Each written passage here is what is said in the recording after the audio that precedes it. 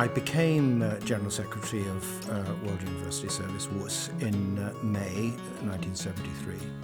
And then, horrifically, the coup took place in Chile in September 1973. It was the overthrow of an elected president. We all saw what was happening on television. Allende's palace was being strafed, he was killed. Many people were taken and being tortured. And even absurd things like the military taking hold of libraries and burning them in public as a statement of what they thought about academia, what they thought about students and how they despised them. And although I'm not a Latin Americanist, I think anybody with any humanity felt that it was important to do something to respond to that situation. This was just a very few days after the military coup. I think it was about 3 days afterwards when I was arrested. And as you would expect with the military coup and with the brutality that we later came to know had been used against people, it was very chaotic, and so basically everyone was taken into a detention center.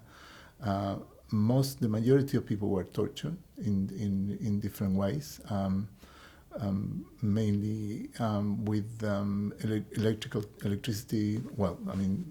shocks and kind of beatings. When I was arrested, nobody was informed of the situation. It was obviously an illegal situation. I was taken to an interrogation center run by the Chilean Navy in Valparaiso, where they tortured me. They beat you up, they apply electrical shocks and many other things, which we're not going to detail now, but that gives you a very good idea.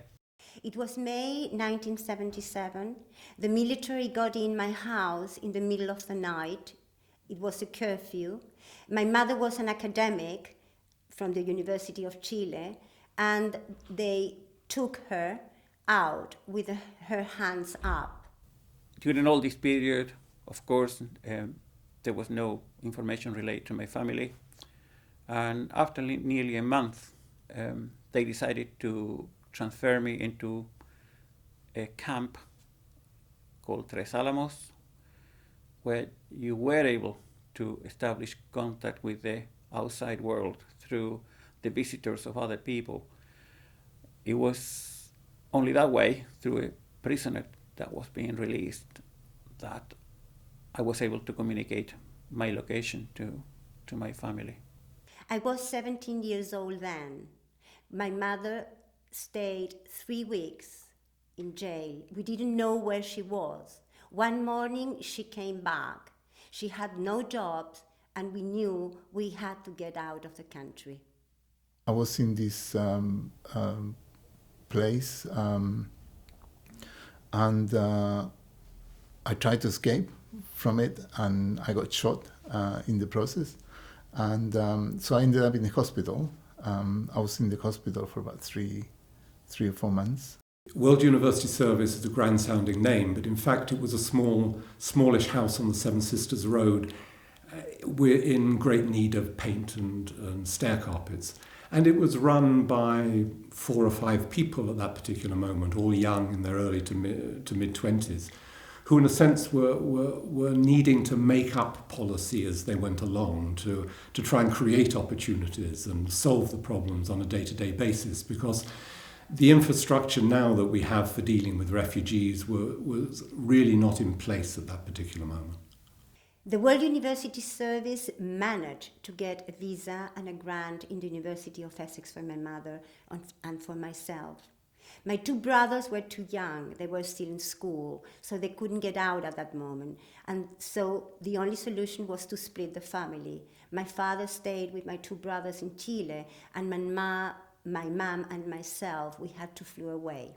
I was aware that I had been accepted in the program for the UK, but I had to wait because having been accepted on the academic front, then negotiations would take place with the Home Office to allow me to come to the UK.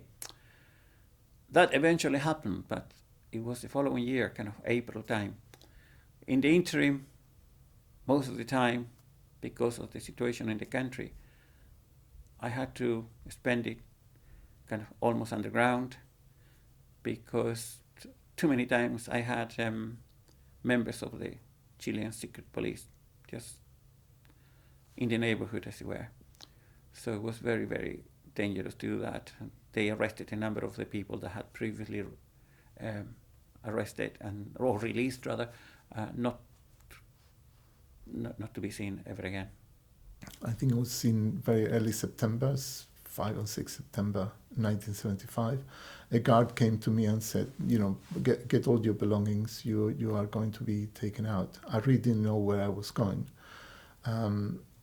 And I was put in a car with 2 police officers, and they drove to the airport, to the tarmac, and they took me into a plane. I think it was a KLM flight, and they sent me there, and of course I realized I was being expelled, but I didn't know where exactly I was going to end up. But I was going to the UK. I was also told, because that is where the flight was going to. Arriving in London was very pleasant, as some of my Chilean friends already knew about the arrival, so they were waiting for me. That makes life easier. And I'm being taken almost straight away to the organization that I heard about it, but never met anybody, the World University Service. I still remember the caseworkers. I only had 2 through my history. Arriving in this little place, was it Seven Sisters Road in London, if I remember well? Memory still working. I'm being welcomed by this very nice and smiley lady who impressed me by offering me a cup of tea when it was my introduction to Britain, with a cup of tea.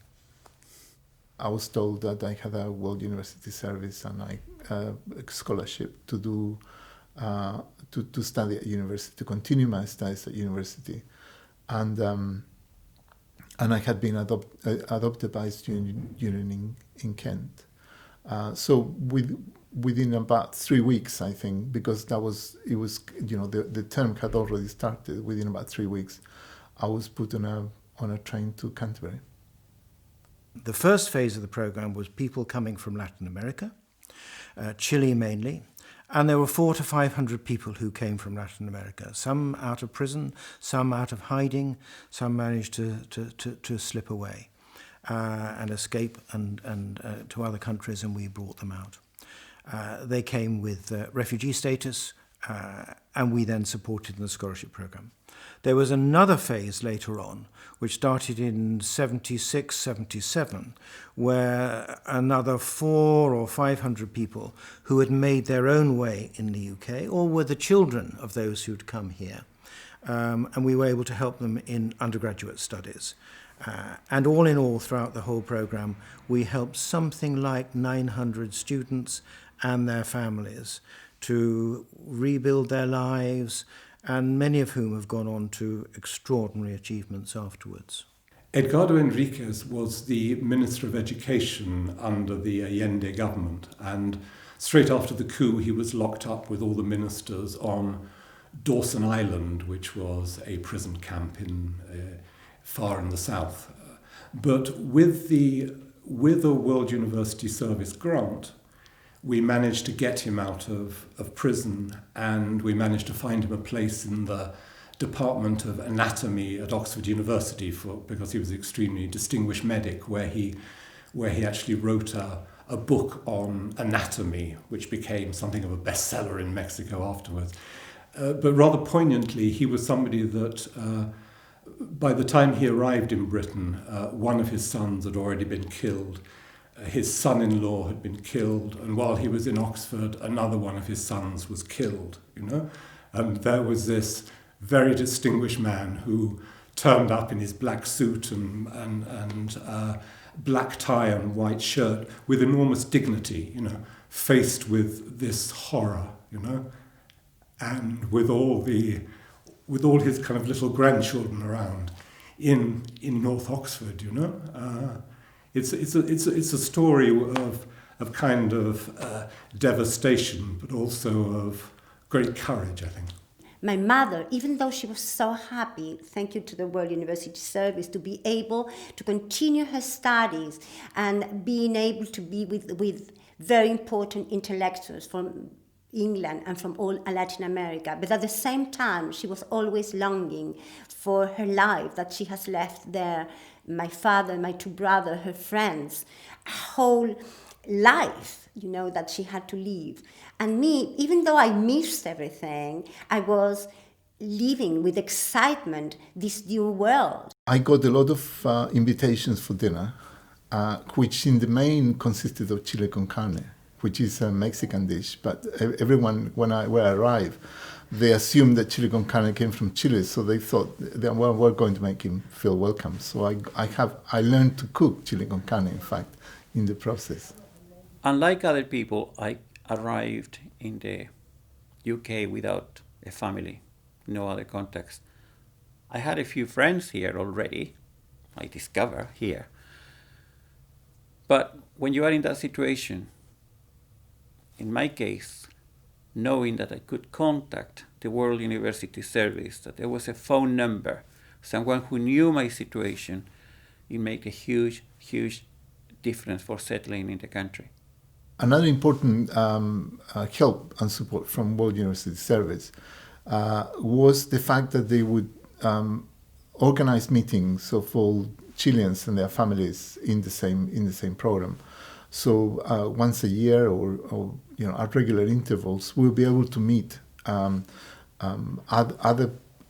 ex-political prisoners that were in other universities in the UK doing very different things. So that was very useful and very helpful, and also was important so that we didn't become isolated in our respective universities and in what we were doing, but it provided a way of socializing the experience of being in exile. At a time when it became safe for people to go back to Chile, or relatively safe for certain people, it managed to find money to place people back initially in employment or attached to institutes for perhaps six months or a year. It helped that process of reintegration. I mean, obviously, in terms of exile, a lot of people stay or go to other places in Latin America, but a number also return to Chile. And WUS, once again, allowed them that stability, that sense that when it was probably still quite dangerous to go back, there was an institution there that could help. There was a little bit of money, you weren't completely abandoned.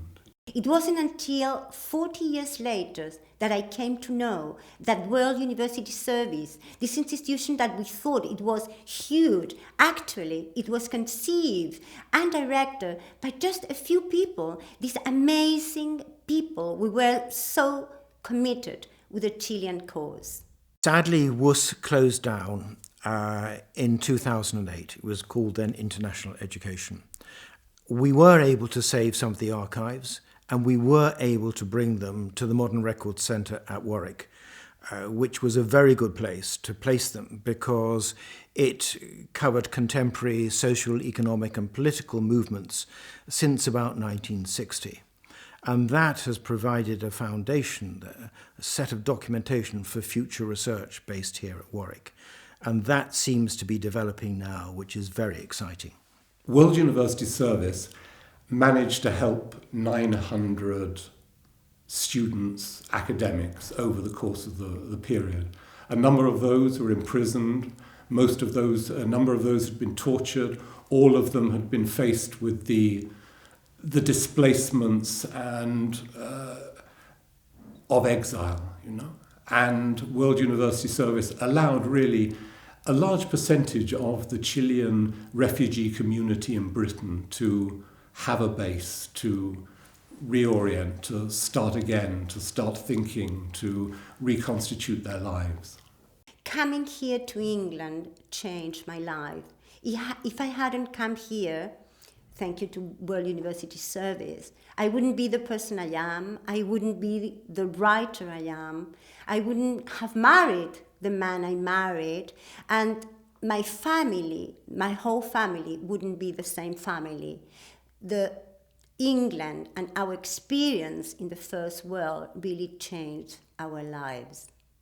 It was a good moment, and I think we changed things, and I think it's something to be proud of, and I think it's a story that should be told. Not many British people know about this moment of history, that these few people stand up and did something for us. And I think it's very important that everybody knows about it. And I hope that we're going to be able to look back at this programme 40 years on and learn lessons for it and be able to proudly go forward and say, this is what the UK should be doing in the future. This is what universities should be doing in the future. And indeed, this is what other countries may learn from as well in terms of support for refugees. Yes, initially it costs. Yes, initially it takes time. In the long term, it saves lives, it rebuilds lives, and we all gain from it.